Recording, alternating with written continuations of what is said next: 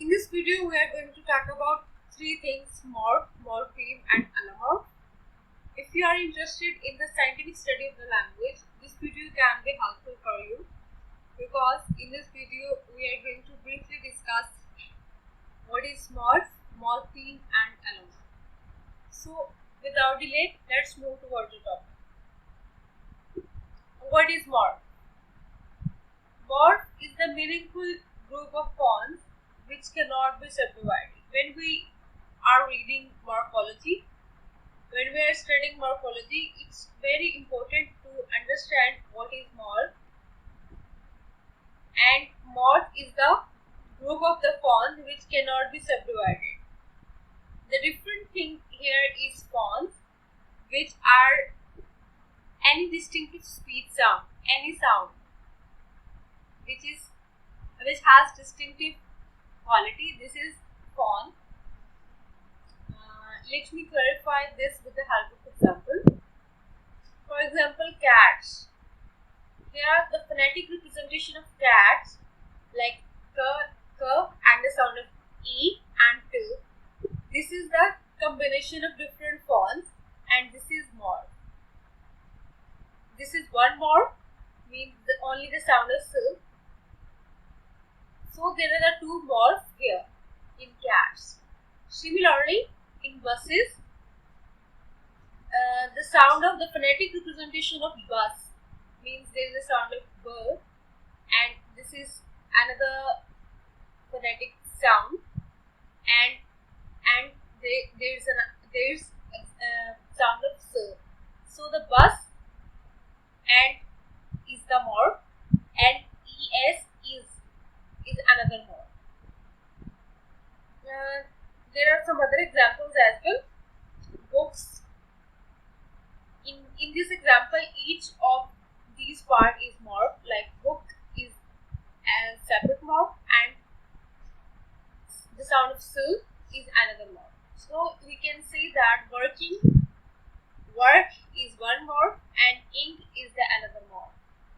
So we can say that the phonetic representation of morpheme is morph, means how we pronounce a morpheme. This is morph. And a morpheme may or may not have morph, but each morph must have a morpheme. Means it's not essential that a morpheme has its morph, but each morph must have a morpheme. Like an example of sheep. In the example of sheep, when we take it as a plural word in a sentence, we add a hidden morpheme as well. So that morpheme that do not have morph, but this is the morpheme. So that's why we are saying a morpheme may or may not have morph, but each morph must have a morpheme. Morpheme. This is the area we have discussed in detail in previous video as well. If you want to know about morpheme in detail, you can click the link below in description.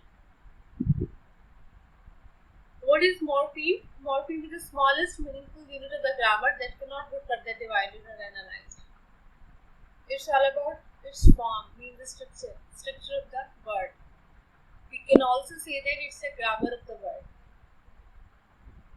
Similarly, there are the just like we have discussed in morph, we divide a word into different units, meaningful units. Similarly, and we talk about its phonetic representation in morph, but in morpheme we talk about its structure, means its division as we divide the word into different units.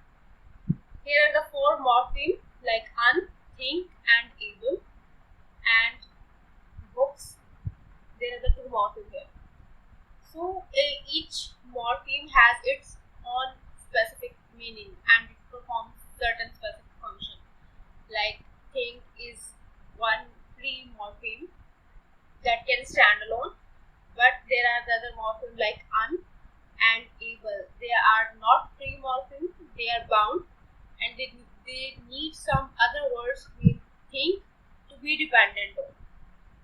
So un is adding the idea of the plurality, idea of the negativity, means it's opposite to think, and able is again adding some positive to the thing. That's why each word, each morpheme performs its own specific function. Similarly, the morpheme s again performs its function as it's adding idea of the plurality in its in the word that's being it's attached, like book. It adds idea of plurality to the word, to the book. So morpheme has its specific function. Allomorphs. Allomorphs are a different form of the same morpheme. An allomorph is also a morph with a different spelling. Allomorph is also a morph and it has different spellings, like we can take an example of morpheme s. It can be pronounced in a 3 different ways, like it gives sometimes it gives the sound of s, it gives the sound of z, and sometimes it gives the sound of is. Like in hats it gives the sound of s, like hats, and z in dogs, and is in boxes. So it gives different phonetic representation. This is the morph with a different spelling, and it has different form of the same morpheme. Morpheme is same, means so, but it has different forms, and the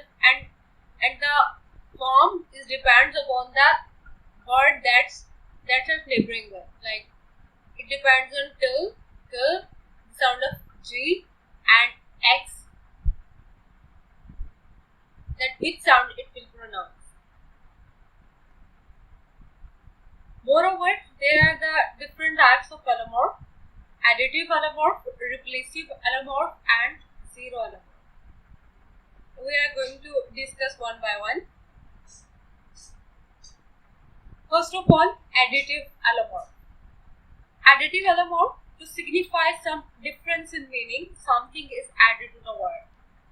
In the order to add difference in the meaning, when we want to change the verb ask into ask in the past form, we add some words like ed in the order to make some difference in the meaning.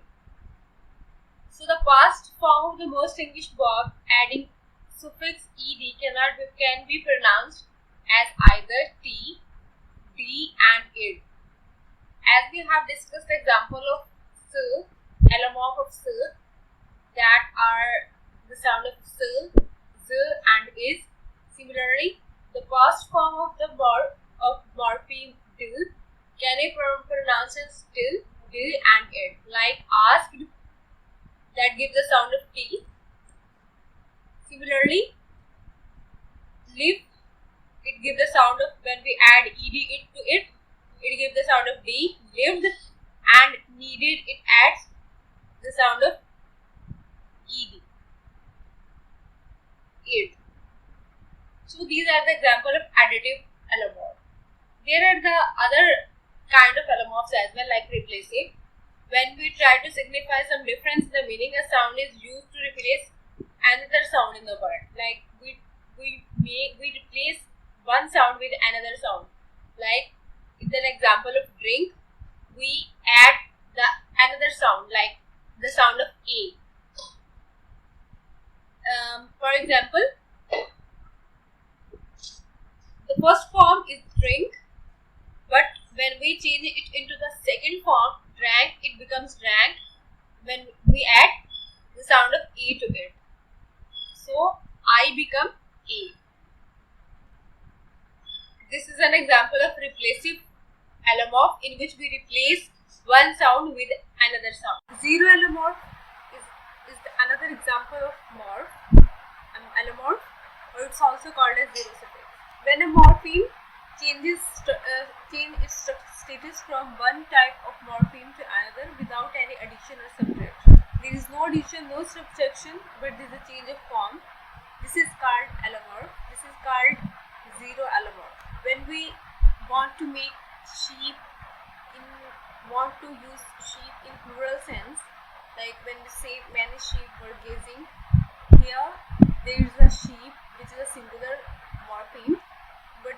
addition of one morpheme as well, which is hidden in the meaning and it doesn't have any phonetic representation. Meaning it's phonetically absent, but in the meaning it's present. Similarly, people is always using the plural form